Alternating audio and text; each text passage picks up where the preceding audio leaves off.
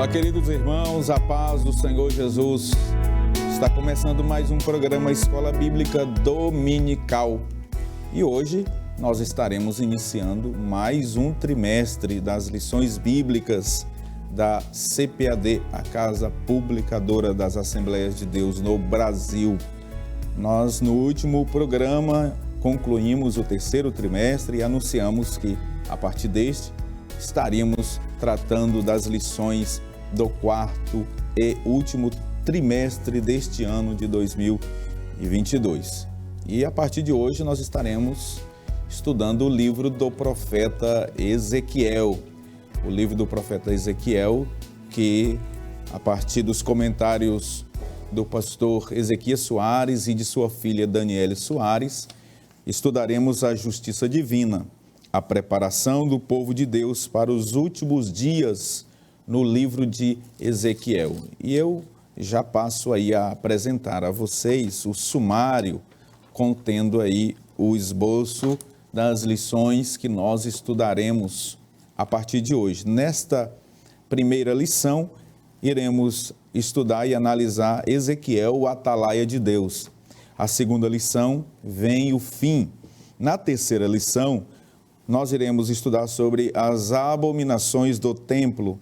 A quarta lição, sobre quando se vai a glória de Deus. A quinta lição, estudaremos sobre contra os falsos profetas. Analisaremos na sexta lição a justiça de Deus. Na sétima lição, nós iremos tratar sobre a responsabilidade individual. E na oitava lição, trataremos sobre o bom pastor e os pastores infiéis. A lição de número 9, uma lição extremamente escatológica, nós estudaremos Gog e Magog, um dia de juízo. A lição 10 trata sobre a restauração nacional e espiritual de Israel. A lição de número 12, imersos no Espírito nos últimos dias. E, por fim, finalizaremos o ano estudando sobre o Senhor está ali, em hebraico, Jeová Shammah. Estas são as 13 lições que nós iremos abordar, trabalhar ao longo desses 3 meses com todos nós aqui. O comentarista desta lição, como nós já mencionamos, os comentaristas, o pastor Ezequias Soares e a sua filha Daniele Soares. O pastor Ezequias Soares tem um currículo admirável, um homem extremamente dedicado ao ensino, à palavra de Deus, autor de diversas obras publicadas pela Casa Publicadora das Assembleias de Deus no Brasil, atual presidente da SBB, a Sociedade Bíblica do Brasil. Ele é também presidente da Comissão de Apologética da Convenção Geral das Assembleias de Deus no Brasil. É formado, graduado em licenciatura com habilitação em hebraico bíblico. Portanto, nós estamos muito bem subsidiados pelos comentários do pastor Ezequias Soares e da irmã Daniele Soares. Estas lições como um todo, nós iremos aqui aprofundar nos comentários da lição que está à nossa disposição. Antes de nós iniciarmos os comentários, eu quero aqui chamar a atenção dos professores de escola dominical, especialmente os das classes de adultos, para que você possa estar munido de auxílio bibliográfico, para que você possa ter materiais de apoio para você preparar a sua aula e no domingo pela manhã você possa estar muito bem instrumentalizado, subsidiado com comentários a partir de livros que passamos a indicar agora. Você deve ter em sua casa o livro A Justiça Divina, que é comentário da lição, mas que está aprofundado, Ele amplia aquilo que nós iremos estudar.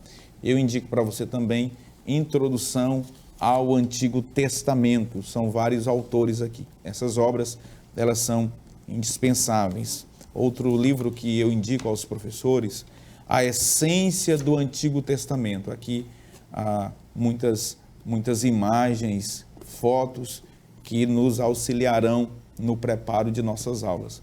Eu também recomendo que o professor de escola dominical e também aqueles que se interessam pelo ensino tenham em casa comentários bíblicos, comentário Beacon, o comentário do Warren Wiersbe e tantos outros. Você possa estar munido de instrumentos, de livros, de boas obras, de referências para você preparar a sua aula. Muito bem, nesta lição, a lição de número 1, nós iremos estudar Ezequiel, o atalaia de Deus, conforme você está vendo aí no seu visor. E o texto áureo, eu vou agora chamar os slides do texto áureo, da verdade prática e da leitura bíblica em classe, para que a gente possa iniciar os comentários desta primeira lição. O texto áureo da nossa lição diz assim: porque se anuncio o evangelho, não tenho de que me gloriar, pois me é imposta esta obrigação. Ai de mim, se não anunciar o evangelho. Primeira carta que Paulo escreveu aos Coríntios, capítulo 9, versículo 16. A verdade prática diz assim: além de guardar e cuidar, a missão do atalaia é anunciar tanto o julgamento divino como as boas novas. Vamos para a leitura bíblica em classe, que está no livro do profeta Ezequiel, capítulo 3, versículo de número 16, versículo de número 21 e versículo de número 27. E sucedeu que ao fim de 7 dias veio a palavra do Senhor a mim dizendo: filho do homem, eu te dei por atalaia sobre a casa de Israel, e tu da minha boca ouvirás a palavra e os avisarás da minha parte. Quando eu disser ao ímpio, certamente morrerás, não avisando tu, não falando para avisar o ímpio acerca do seu caminho ímpio, para salvar a sua vida, aquele ímpio morrerá na sua maldade, mas o seu sangue da tua mão o requererei. Verso 19. Mas se avisares o ímpio, e ele não se converter da sua impiedade, do seu caminho ímpio, ele morrerá na sua maldade, mas tu livraste a tua alma. Semelhantemente, quando o justo se desviar da sua justiça e fizer maldade, e se puser diante dele um tropeço, ele morrerá. Porque não o avisando tu, no seu pecado morrerá, e suas justiças que praticara não virão em memória, mas o seu sangue da tua mão o requererei. Mas avisando tu o justo, para que o justo não peque, e ele não pecar, certamente viverá, porque foi avisado, e tu livraste a tua alma. Mas, quando eu falar contigo, abrirei a tua boca, e lhes dirás: assim diz o Senhor, quem ouvir, ouça, e quem deixar de ouvir, deixe, porque casa rebelde são eles.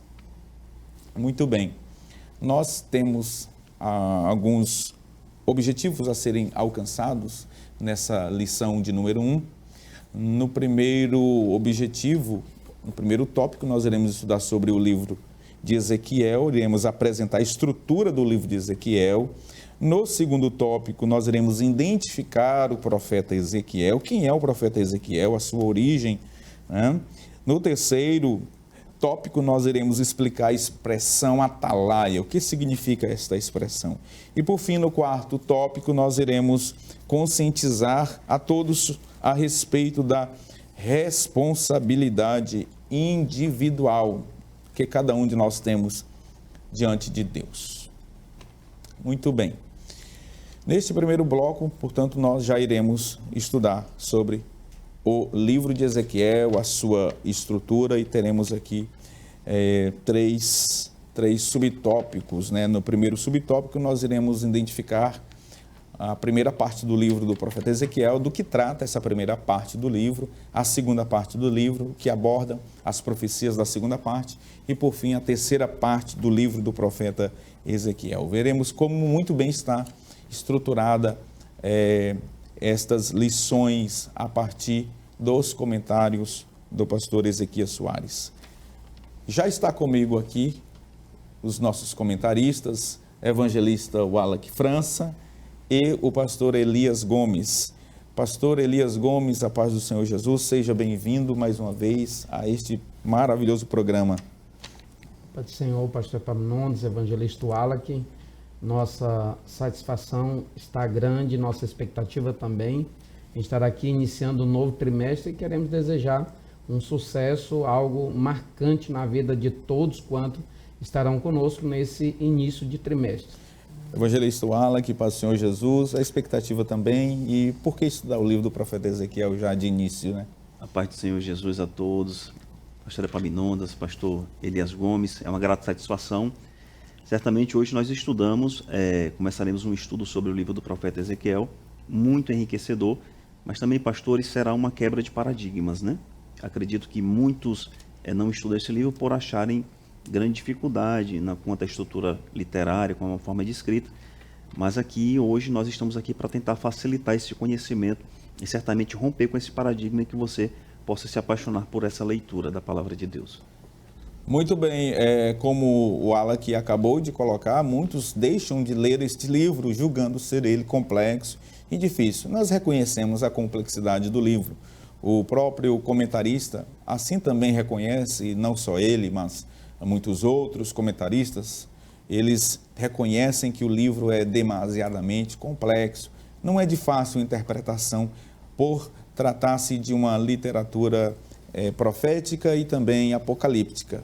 Mas não é por isso que nós não iremos estudar. E eu louvo a Deus porque o Espírito do Senhor colocou no coração da Casa Publicadora, dos dirigentes e também do pastor Ezequias para trabalhar o livro do profeta Ezequiel, que há muito tempo nós não estudávamos na escola dominical o livro do profeta Ezequiel, e agora nós iremos, a partir de hoje, em 13 lições, fazer uma verdadeira imersão neste livro.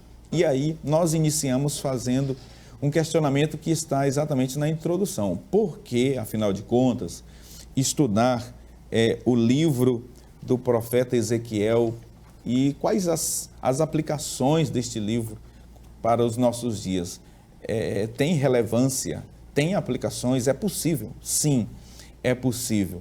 A gente vai perceber que desde o capítulo 1 até o capítulo de número 48, está permeando a soberania de Deus sobre o seu povo Israel, sobre o seu servo, o profeta Ezequiel, que recebeu tremendas revelações de Deus, e sobre as nações que circundavam Israel e também o globo. E por que não dizer também a soberania de Deus sobre nós que aqui estamos. E em segundo lugar, nós vamos compreender que este livro nos leva a uma avaliação, a uma introspecção sobre como nós estamos nos comportando como pregoeiros, como atalaias, como enviados do Senhor para transmitir, anunciar, proclamar os autos de Deus aqui na terra nesses últimos dias. Assim, este livro, ele é extremamente importante e veremos isso.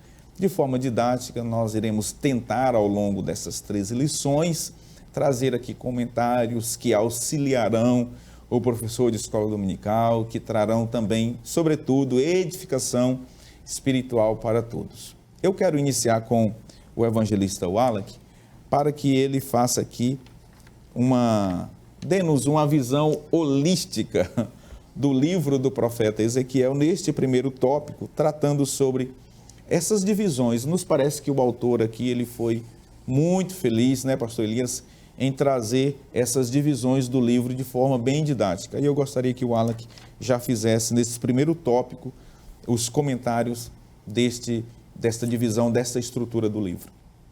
Perfeito. Pastor Epaminondas, como o senhor bem comentou, o pastor Ezequias Soares ele foi muito didático, pensando no leitor do livro, no leitor da revista. Então, basicamente, ele divide, como você viu nos nossos slides anteriormente, ele divide de forma didática o livro do profeta Ezequiel em 3 partes. A primeira parte, indo do primeiro capítulo até o capítulo 24, a segunda parte desse livro, indo do capítulo 25 até o versículo 32, e a sua terceira e última parte, do capítulo 32 até o capítulo 48. A primeira parte desse livro, temos muitas visões proféticas do profeta Ezequiel, mas certamente a primeira é a que marca a primeira parte desse livro. É a visão da carruagem de Deus, é a visão do trono de Deus. Essa visão, ela marca por demais a primeira parte do livro, que, repito, vai até o capítulo 24. A segunda parte do livro, nós temos aí um juízo. Essa segunda parte, que vai do capítulo 25 até o 32, nós temos um juízo de Deus sobre as nações vizinhas a Jerusalém, a região de Judá. Mas por que nós vemos, do capítulo 25 ao 32, esse juízo de Deus contra essas nações vizinhas? A palavra de Deus diz, no livro do profeta Ezequiel, a partir do capítulo 24, capítulo 24, verso 1, que as nações, aquelas nações que viram Israel sendo levada cativa para a Babilônia, aplaudiram e tatearam os seus pés em comemoração, em felicidade pela destruição do templo e por ter levado a nobre Jerusalém cativa para a Babilônia. Então, em Ezequiel, aqui no capítulo 25, no verso 6, diz assim: porque assim diz o Senhor Deus, porquanto bateste com as mãos e pateaste com os pés, e com todo o desprezo do teu coração te alegraste contra a terra de Israel, motivando o quê? O juízo de Deus contra aquelas nações vizinhas. Exemplo, Amon, Moabe, Edom, Filístia, Tiro, Sidom e Egito. Então perceba a sutileza aqui das questões da primeira parte e da segunda parte do livro. Na primeira parte, do capítulo 1 até o 24, nós temos um juízo de Deus sobre Israel.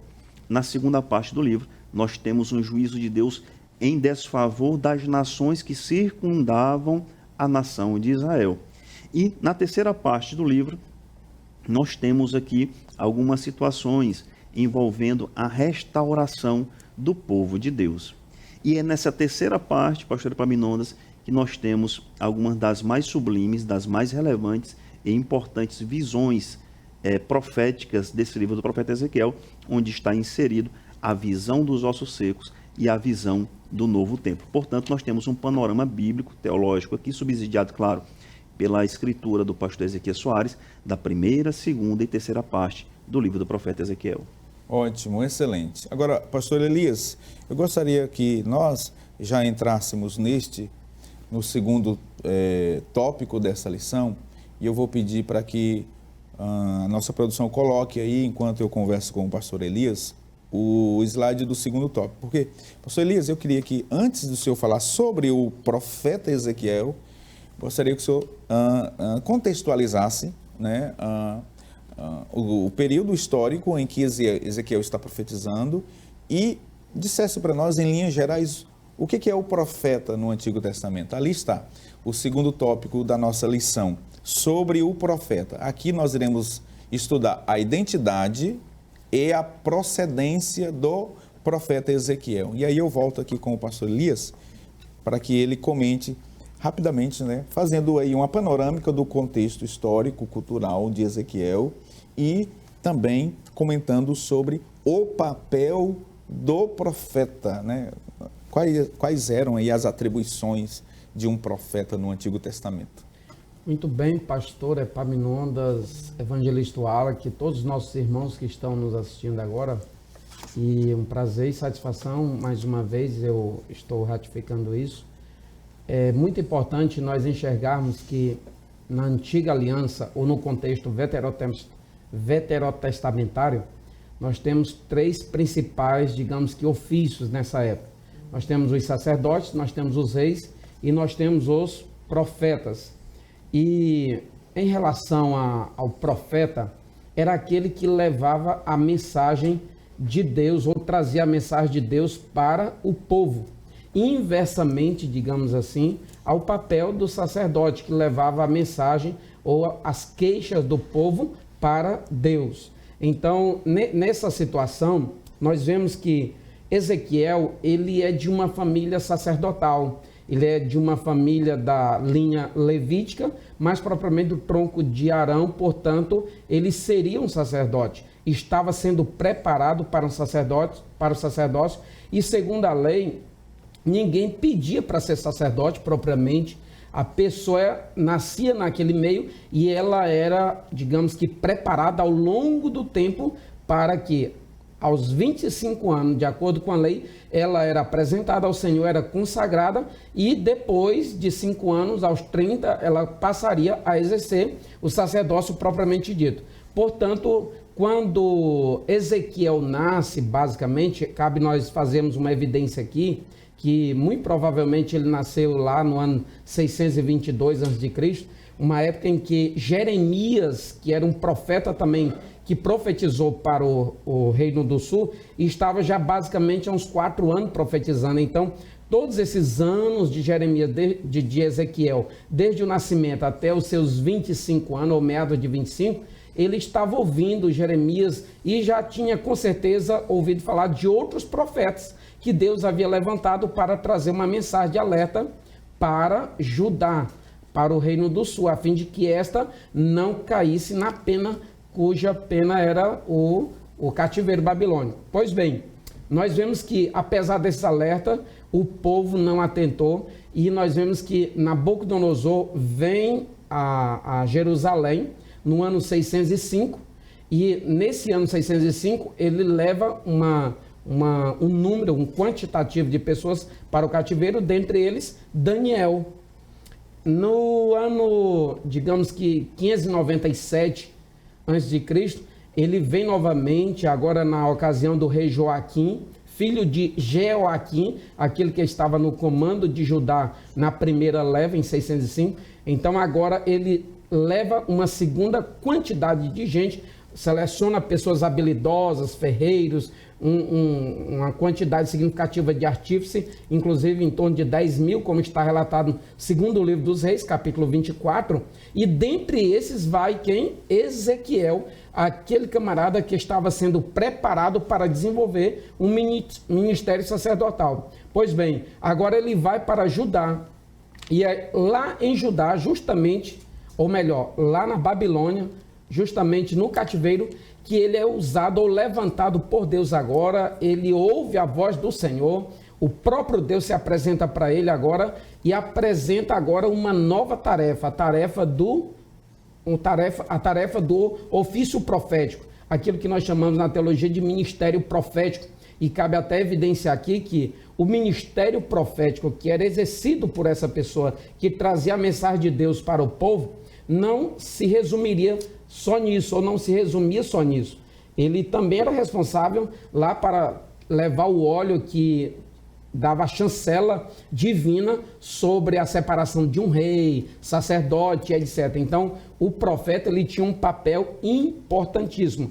Pois bem, não se sabe muito acerca da vida pessoal de Ezequiel, mas ele é esse homem de Deus que foi chamado por Deus para profetizar, trazer a mensagem do Senhor no contexto do cativeiro babilônico. Lembrando que dentre os profetas literários, tem 2 que são selecionados como profetas do cativeiro, que é Daniel. A diferença é que Daniel, enquanto estava atuando na corte real, lá no palácio, etc., Ezequiel estava no meio do povo, profetizando e orientando e alertando acerca da queda total e absoluta do templo e de toda Jerusalém como um toda. Porque apesar de alguns já estarem aqui no cativeiro, mas Judá ainda não tinha sido tomada definitivamente.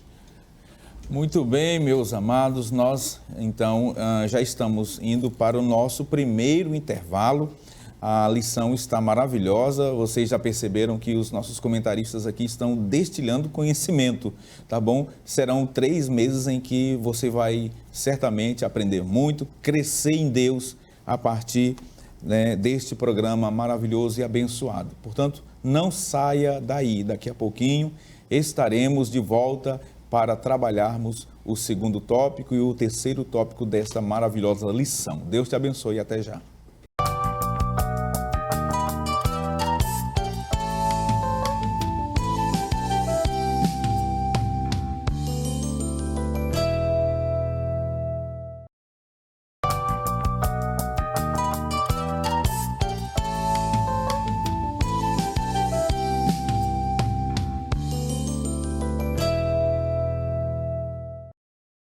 Muito bem, nós estamos de volta com o programa Escola Bíblica para o segundo bloco. No bloco anterior, nós estudamos o primeiro tópico e adentramos no segundo tópico. Nós falamos no bloco anterior ainda sobre a pessoa do profeta Ezequiel. O pastor Elias trabalhou conosco aqui sobre a identidade, o nome de Ezequiel em hebraico, Yezekel, que significa fortalecido por Deus, ou aquele que é forte em Deus.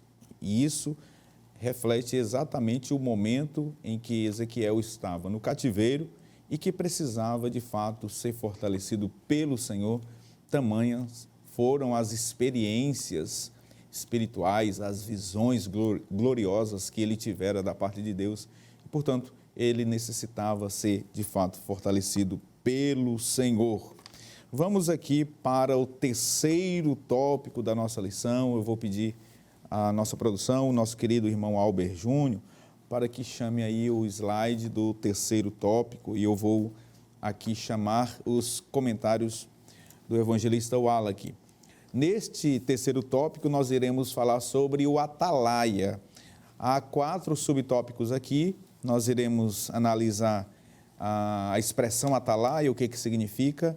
Veremos depois o fim dos 7 dias, analisaremos também a expressão filho do homem e, por fim, verificaremos o atalaia sobre a casa de Israel. Nós iremos, portanto, ter 4 subtópicos neste terceiro tópico. Evangelista Wallach, quem era o atalaia, meu irmão, no Antigo Testamento, nos tempos bíblicos? Perfeito, pastor Epaminondas.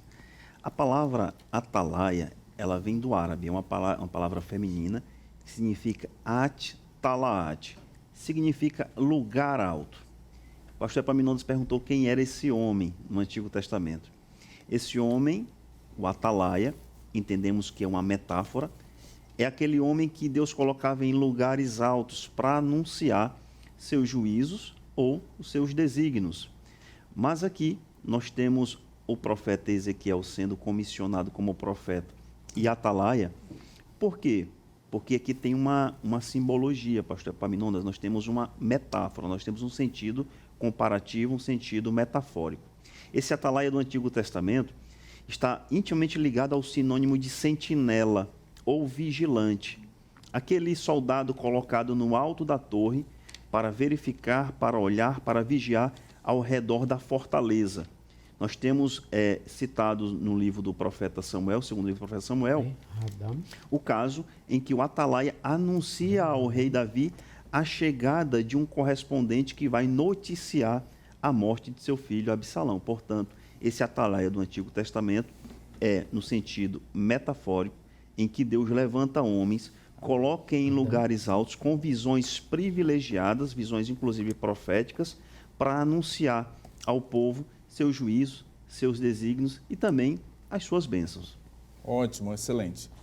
Nós temos aqui no segundo subtópico o fim dos 7 dias, que está aqui na nossa leitura bíblica em classe.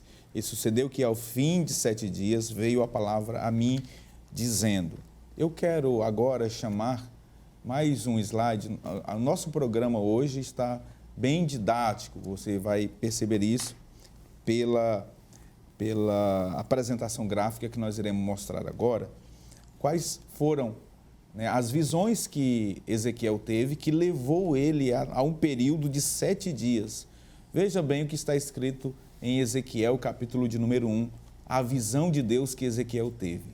Ezequiel teve uma visão de Deus, e nessa visão de Deus ele viu uma nuvem tempestuosa vindo do norte, no centro, um metal brilhante, um resplendor ao seu redor, 4 seres viventes voando de um lado para o outro dentro da luz. Os seres viventes tinham 4 rostos, cada um de homem, rosto de boi, de leão ou de águia, parecia um carvão em brasa, a mesma visão, né, evangelista Wallach, que João teve lá no livro do Apocalipse, no capítulo de número 4. Ezequiel também viu o movimento de suas asas e produzia um som de muitas águas. Entre eles havia rodas que tocavam a terra e alcançavam os céus. As rodas iam em 4 direções, não se viravam quando giravam. Nos aros das rodas haviam óleos cintilantes. As rodas eram controladas pelo espírito dos seres viventes. Ouvi uma voz e vi um fulgor cristalino, um trono de safira azul. No meio do trono estava a glória de Deus na forma de fogo e metal incandescente.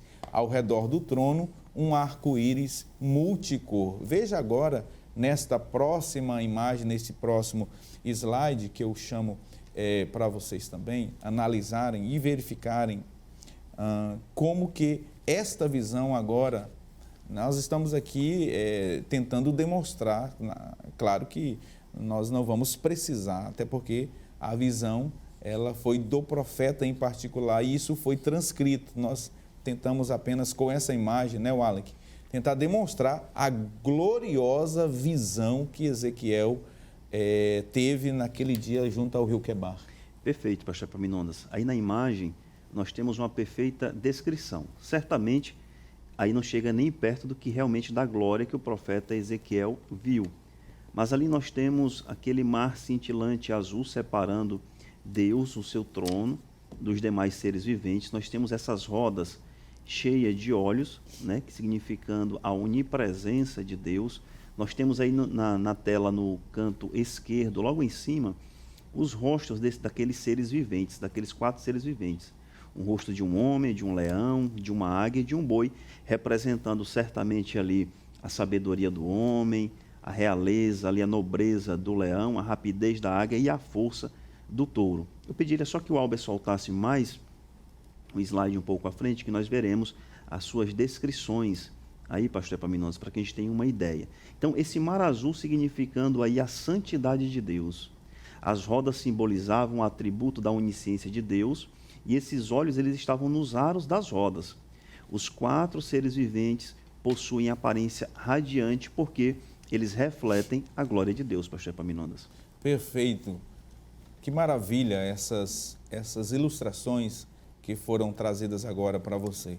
Há comentaristas, estudiosos, teólogos também, pastor Elias Evangelista Wallach, que vão colocar esses 4 rostos como sendo também 4 facetas do ministério terreno de Jesus, representado pelos 4 evangelhos. O rosto de leão representando o evangelho por Mateus, que é o evangelho do rei. O rosto de novilho representando o evangelho de Marcos, que é o evangelho do servo, né? Demonstrando Jesus como servo de Deus. E o rosto de homem representado pelo evangelho escrito por Lucas, que descreve a humanidade de Jesus, e lá a expressão filho do homem, né, aparece com muita frequência. E o rosto de águia representando o evangelho de João, que demonstra a divindade de Jesus na sua profundidade, né? João descreve isso muito bem. Esta visão é gloriosa, ela é poderosa.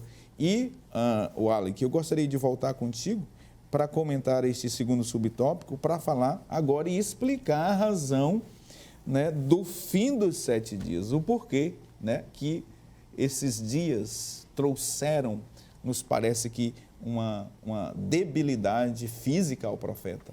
Perfeito, pastor Epaminondas. Veja, isso que você viu foi apenas uma simulação da possível visão que Ezequiel teve da glória de Deus. Mas o seu poder foi tamanho, a sua glória foi tamanho, a glória de Deus foi tamanho ao ponto de Ezequiel estar enfermo aí por aproximadamente não, exatamente 7 dias. Como o pastor Epaminondas bem disse, tal fato também ocorrera com o profeta Daniel no capítulo 8. Então, diante daquela glória de Deus, ele vai escrever em Ezequiel capítulo 3, do verso 15 ao 17, que após ele receber aquela visão, ele foi até Tel Abib, que era o centro do seu acampamento, o centro de onde estava exilado. Digamos que era a vila onde Ezequiel morava, sendo que a sua visão foi às margens do rio Quebar, próximo ao acampamento em Tel Abib. E ele diz: então fui a Tel Abib, aos exilados que habitavam junto ao rio Quebar, e durante 7 dias assentei-me perplexo no meio deles. Veja bem, aqui a transcrição é de perplexidade, de surpresa. mas também de muita ansiedade, pastor Epaminondas, após o profeta ter tido aquela visão gloriosa. Portanto, aqui se justifica o porquê do fim dos 7 dias. Certamente, o porquê é exatamente por quanto aquela visão gloriosa lhe causara tamanha surpresa, tamanho espanto, mas também um profundo resultado físico, assim como foi com o profeta Daniel. Inclusive, Daniel chega a afirmar que adoeceu por conta das profundas e fortes visões que ele tivera da parte do Senhor. Vale também destacar aqui, nesta lição, que Tel Abib, lá que nós encontramos no livro do profeta Ezequiel, nada tem a ver com a cidade de Tel Aviv, em Israel. São cidades distintas, apesar do uso do mesmo nome, né, para cidades distintas. Tel Abib ficava na Babilônia e a Tel Aviv atual fica em Israel. Pastor Elias, fale-nos sobre a expressão filho do homem, que nos parece que o autor do livro, o profeta Ezequiel, dá bastante destaque a esta expressão filho do homem e também a expressão atalaia sobre a casa de Israel. Pastor Wallace já fez uma evidência aqui conceitual sobre essa figura que desenvolvia um papel importantíssimo na segurança, digamos que das cidades, das comunidades desta época. Portanto, era aquela pessoa que ficava, né, em um lugar alto, em um lugar de uma visão privilegiada, e sua finalidade era visualizar os possíveis inimigos, algozes, adversários que viessem chegar no seu território com aspecto de ameaça e enfim. Mas o que nós vemos aqui é que o profeta Ezequiel, ele é chamado de filho do homem. É usado um título por inúmeras vezes, pelo menos 93 vezes, ao longo de todo o livro do profeta Ezequiel, e esse título não é utilizado com nenhum dos demais outros profetas, somente com Ezequiel. E claro, isso é um título mais voltado para a pessoa de Jesus Cristo. Claro que diferente da forma como é usado aqui com o profeta Ezequiel, porque lá se usa com artigo, porque se evidencia essa manifestação do Filho de Deus, enquanto que, por um lado, nós vemos aqui que Jesus é o Filho de Deus e Adão é aquele que encabeça, digamos assim, a linhagem dos filhos do homem ou da humanidade. Mas, enfim, o que nós vemos aqui é que Ezequiel, ele é chamado de atalaia da casa do Senhor. O próprio Senhor chama o profeta Ezequiel, no capítulo 33, verso 7, o Senhor diz assim: a ti, pois, ó filho do homem, te constituí por atalaia sobre a casa de Israel. Tu, pois, ouvirás a palavra da minha boca e lá anunciarás da minha parte. Então, ele está evidenciando aqui uma responsabilidade espiritual em relação a levar a mensagem de Deus diante do colapso moral, ético, espiritual e também político que Judá estava vivendo naquela época. Tem alguns pecados que foram elencados aqui pelo comentarista: apostasia, idolatria, imoralidade em todos os sentidos, violência, abuso de autoridade, falsos profetas, injustiça social e apelos ao arrependimento, porque ele, na verdade, isso era muito comum, os senhores sabem, que quando um profeta levava a mensagem de Deus, ao mesmo tempo ele se colocava diante daquela possibilidade de caos que o Senhor previa na sua palavra para aquele povo. Ele se colocava na situação de um intercessor, de alguém que ia fazer um clamor para que o Senhor manifestasse um livramento para aquela nação. Então é justamente isso que o Senhor estava falando e usando o profeta Ezequiel para trazer essa mensagem. Agora, mais duro é saber que o próprio Deus já havia falado no capítulo 3 de Ezequiel que o povo não ia dar ouvido à voz dele, a palavra do profeta. Então isso é ardiloso ouvir isso, Todavia, ele não recuou diante do propósito. E aí no capítulo de número 3, versículo de número 7, diz assim: mas a casa de Israel não te quererá dar ouvidos, porque não me querem dar ouvidos a mim, porque toda a casa de Israel é de rosto obstinado e dura de coração.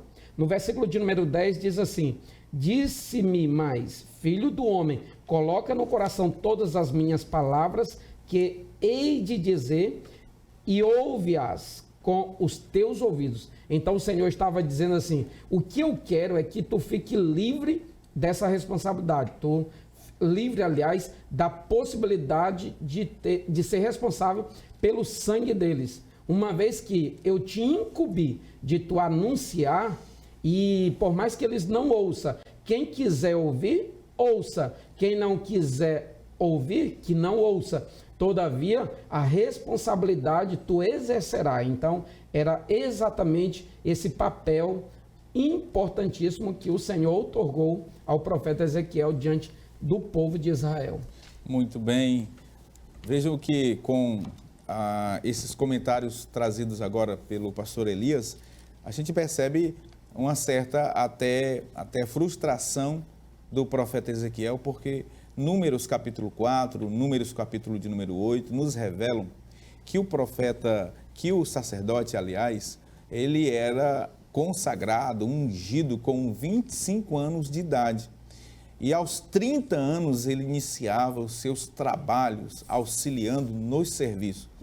E vejam que havia um tempo ali de preparação, 5 anos, durante 5 anos, o sacerdote que assumiria o ofício 5 anos depois, nesse período ele estava submetido a uma espécie de treinamento, onde ele iria aprender sobre medicina, porque ele tinha que avaliar quem era e quem não era leproso, ele precisava estudar sobre veterinária para saber se o animal estava em condições de sacrifício ou não, e sobretudo estudar a Torá, a lei, a palavra de Deus. E ele passa todo esse tempo, e durante toda a sua infância e adolescência, sendo preparado pelos seus pais. E aí, pastor Elias, de repente, Deus diz para ele assim: você não será sacerdote, tu será profeta. E tem mais: não vão ouvir a tua pregação, não ouvirão a tua voz, mas fale. E aquilo que o pastor Elias muito bem colocou, Deus estabeleceu, Deus o constituiu como atalaia. Portanto, neste segundo bloco, nós aprendemos que atalaia significa lugar alto, era uma função com o propósito de avisar a respeito do perigo, e o profeta Ezequiel era um atalaia de Deus, porquanto ele estava anunciando, ele estava avisando a Israel, a Judá, a casa de Israel, que o perigo iminente estava batendo às suas portas, se eles não se arrependessem. Portanto, nós encerramos esse segundo bloco aprendendo lições extraordinárias sobre este livro excepcional. Nós iremos mais uma vez para mais um intervalo e daqui a pouquinho nós voltaremos para estudar a responsabilidade que pesa sobre a vida do atalaia, do profeta enquanto ali ministro e também sobre nós. Não saia daí, é rapidinho, nós voltaremos para o terceiro e último bloco do programa Escola Bíblica Dominical.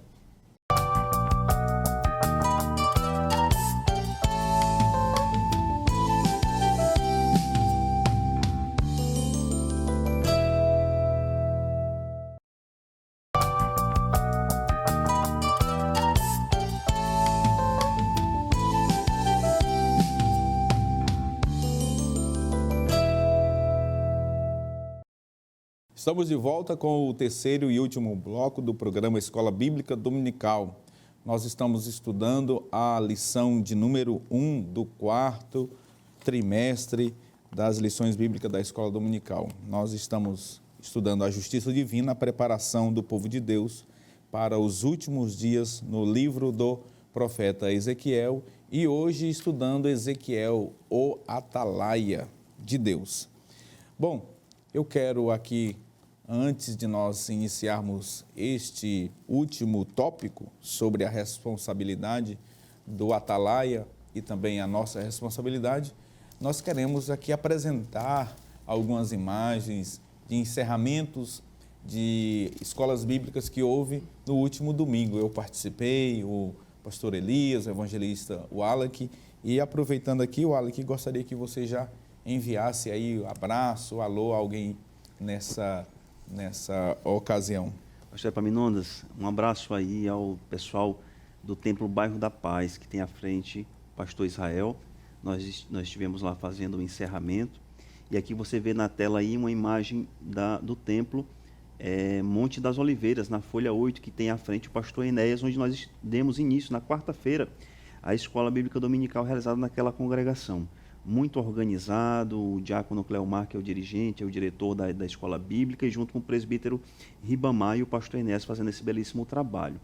Na nossa próxima foto nós temos aí a foto do templo Bairro da Paz, com o pastor Israel, o encerramento da escola bíblica lá no nosso terceiro trimestre da lição passada. Certamente todos foram muito engrandecidos, enriquecidos. Nós agradecemos o convite e também ressaltamos, pastor Epaminondas, pastor Elias, o amor que essas congregações, que esses pastores têm pela escola bíblica dominical. Pastor Elias, eu gostaria também que o senhor enviasse aí um alô, um abraço especial. Muito bem, pastor Epaminondas, nós estivemos no encerramento da escola bíblica nesse trimestre, que acabou de finalizar, lá na folha 23, uma mega escola bíblica, onde nós fizemos uma recapitulação de forma sintetizada. Nós vimos todas as lições, tratando sobre a temática geral da sutileza, né, do adversário, dos ataques contra a igreja. E eu quero agradecer de já ao pastor Ilaeste e parabenizá-lo pela escola tão brilhante ali que acontece. E os coordenadores, né, o irmão José Pinto e também a irmã Francisca Cruz, que desenvolvem um trabalho ali de excelência para o Criador, para o dono da seara. Deus os abençoe grande e poderosamente. Amém. Eu também quero mandar aqui um abraço e um alô especial à Assembleia de Deus ali na cidade de Jacundá, nossos irmãos que estão aqui a 100 quilômetros de nós. Estivemos lá fazendo o encerramento do trimestre e lá acontece algo interessante, né? As congregações do campo, cerca de 40 congregações, elas se reúnem no encerramento do trimestre no Templo Central, e lá estiveram todos os irmãos reunidos do campo. Um abraço ao pastor Rudival Paz, que é o pastor presidente daquela querida igreja, aos coordenadores gerais que está aparecendo aí, o evangelista, aliás, o presbítero Gilmaí Nabate e o presbítero Adrielson. São nossos amigos e também são parceiros nossos aqui na nossa livraria CPAD. Deus abençoe também todos os nossos coordenadores de escola dominical aqui da nossa querida cidade, da Assembleia de Deus aqui em Marabá. Todos os pastores de congregação, especialmente os professores de escola dominical, do departamento infantil até a maturidade cristã, até a classe de adultos. Deus abençoe todos vocês pelo excelente trabalho desenvolvido neste último trimestre e que recebam de Deus fortaleza, graça, sabedoria, dinamismo para continuarem neste último trimestre, para então fazerem a obra do Senhor, pelo qual foram certamente chamados para o ministério do ensino. Vamos aqui, portanto, ao quarto e último tópico da nossa lição, que diz sobre a responsabilidade. Nós vamos analisar neste tópico sobre a responsabilidade do atalaia, que acaba aqui sendo também a nossa responsabilidade enquanto mensageiros do Evangelho. E aqui nós trazemos para vocês o slide deste quarto e último tópico sobre a responsabilidade, onde nós temos 3 subtópicos: a responsabilidade do cristão, a responsabilidade do ímpio e a extensão da nossa responsabilidade. Portanto, nós vamos ver nesse quarto e último tópico que aqui nós entramos propriamente na aplicação da lição, em que nós veremos que a função e a responsabilidade do atalaia no Antigo Testamento se assemelha à nossa responsabilidade. Tanto é que o comentarista usou o texto da carta que Paulo escreveu aos Coríntios, no capítulo de número 9, versículo 16, que eu vou ler novamente. Porque se anuncio o evangelho, não tenho do que me gloriar, pois me é imposta essa obrigação. E ai de mim se não anunciar o evangelho. Portanto, assim como o atalaia no Antigo Testamento, ou nos tempos antigos, tinham a missão de anunciar, de apregoar aquilo que estava por acontecer, nós também temos, enquanto servos, enquanto arautos, enquanto atalaias de Cristo, enquanto pregadores do Evangelho, sobretudo desses últimos dias, dessa última hora, nós temos essa grande responsabilidade como cristão. E aí, pastor evangelista Wallach, pastor Elias, eu gostaria que vocês aqui comentassem sobre este quarto tópico, fazendo agora, a aplicação propriamente dita da nossa responsabilidade. E aí eu gostaria que o evangelista Wallach comentasse sobre a responsabilidade do cristão e o pastor Elias comentasse sobre a responsabilidade do ímpio. Perfeito, pastor Epaminondas. Nós vemos como subtópico a responsabilidade do cristão. O termo responsabilidade, pastores, à luz do direito, seria a capacidade que você tem de contrair direitos, mas também de honrar e cumprir com as suas obrigações. E nós estamos falando aqui de duas situações bem práticas. Nós estamos falando de uma emissão de uma mensagem e de uma recepção de uma mensagem. E que mensagem é essa? É da pregação do Evangelho do Senhor Jesus Cristo, pregação do Evangelho da paz.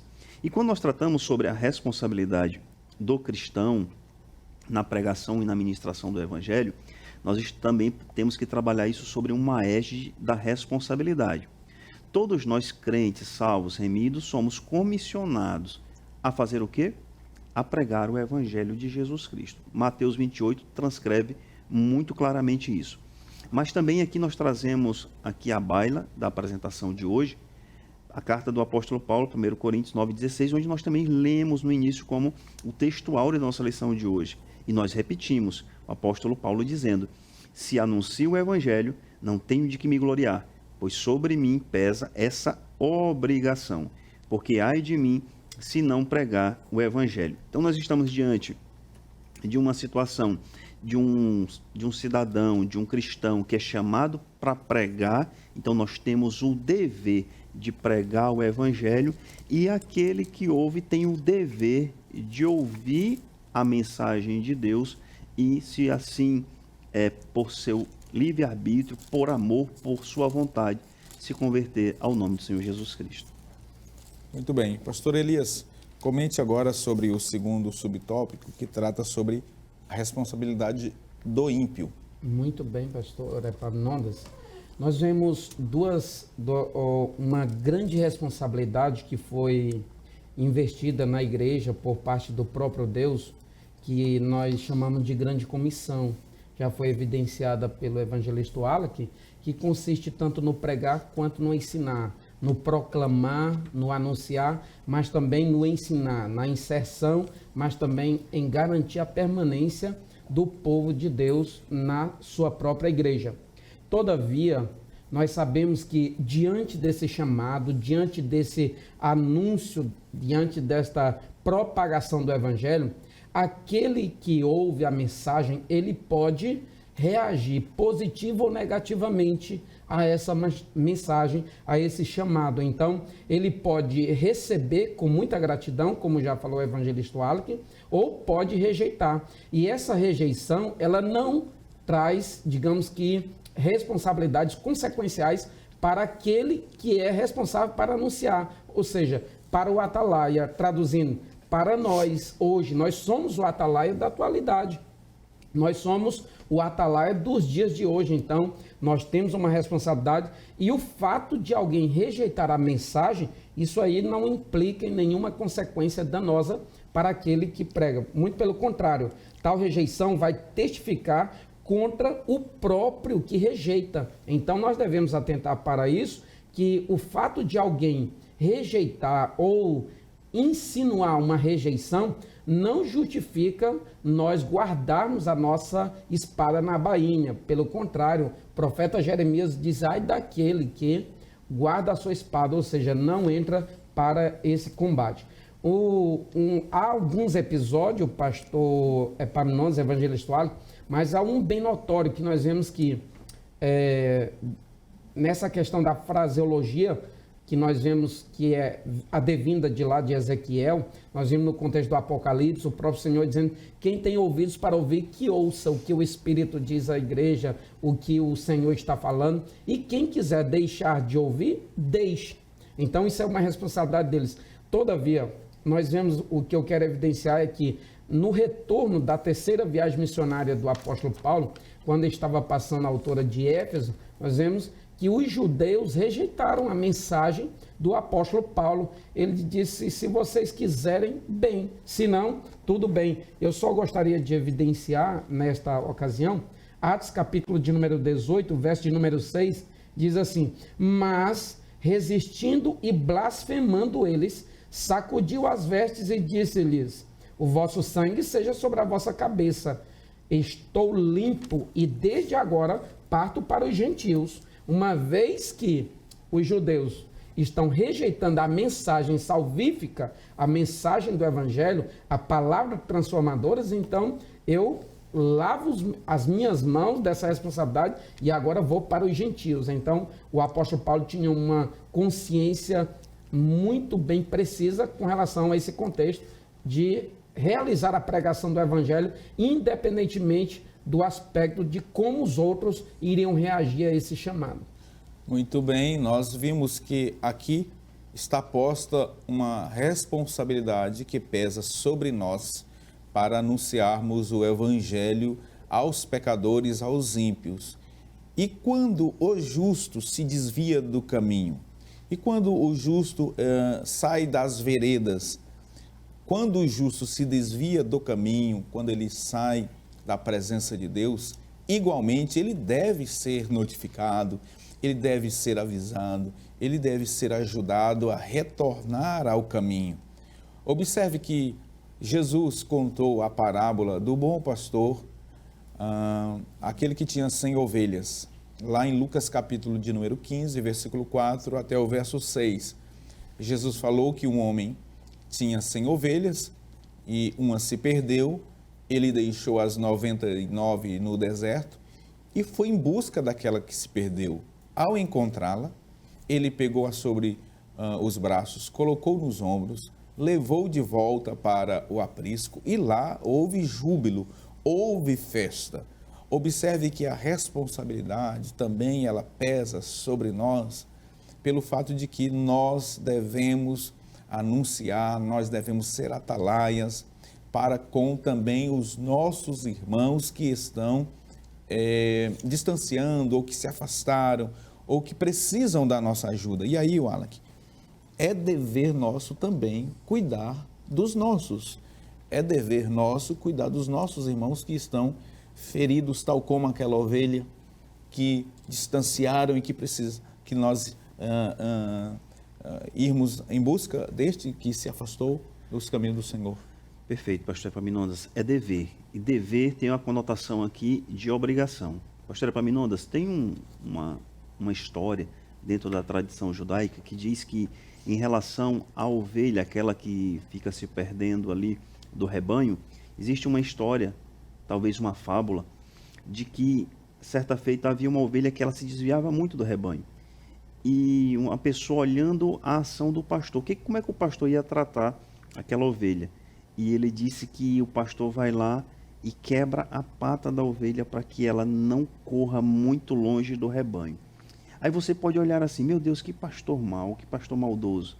Mas a moral da história está, quando você entrevista esse pastor, ele vai dizer o seguinte: olha, é melhor que ela esteja próxima do rebanho ferida, do que saudável e desviada e se perca que venha um lobo muito mau e a consuma.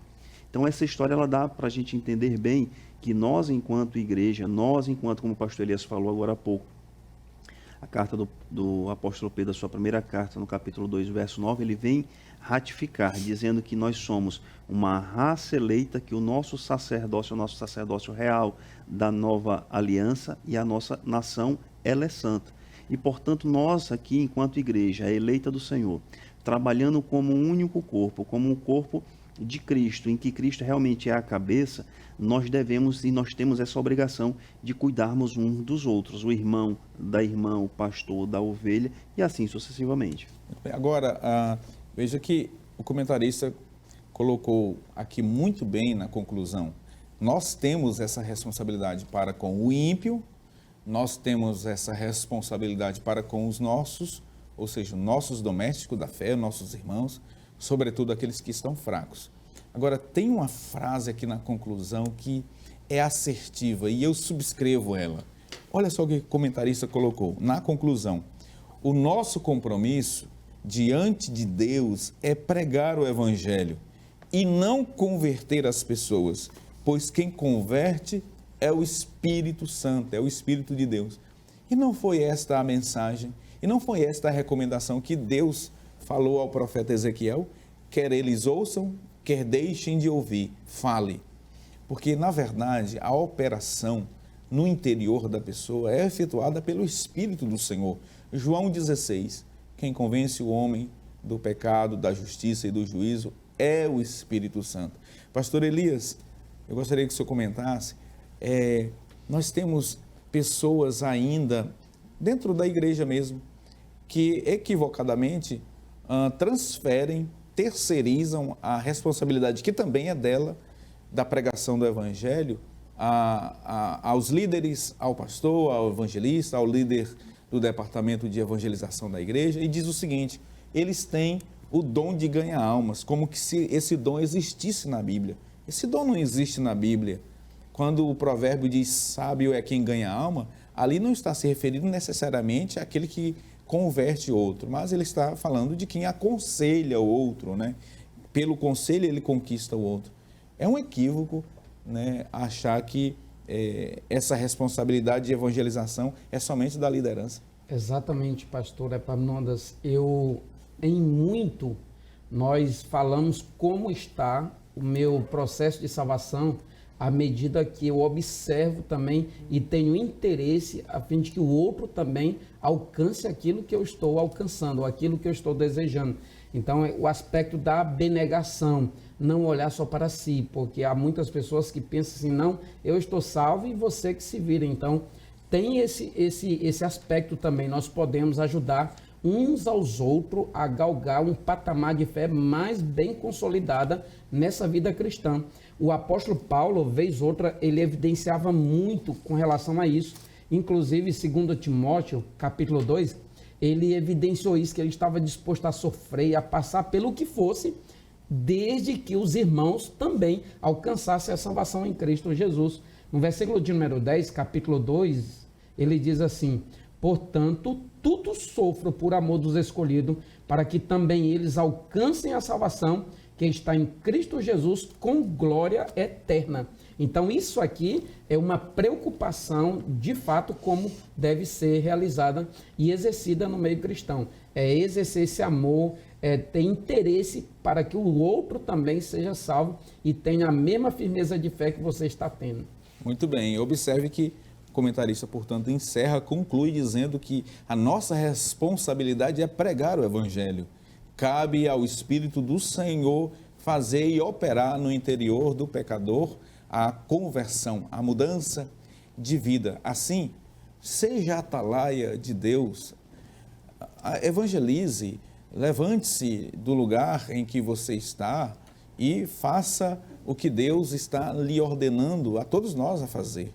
Um simples convite para alguém ir no culto, uma entrega de um panfleto, com a sua própria vida, com o seu testemunho diário, você estará transmitindo a mensagem das boas novas como atalaia de Deus. Muito bem, nós estamos encerrando esta preciosa e maravilhosa lição.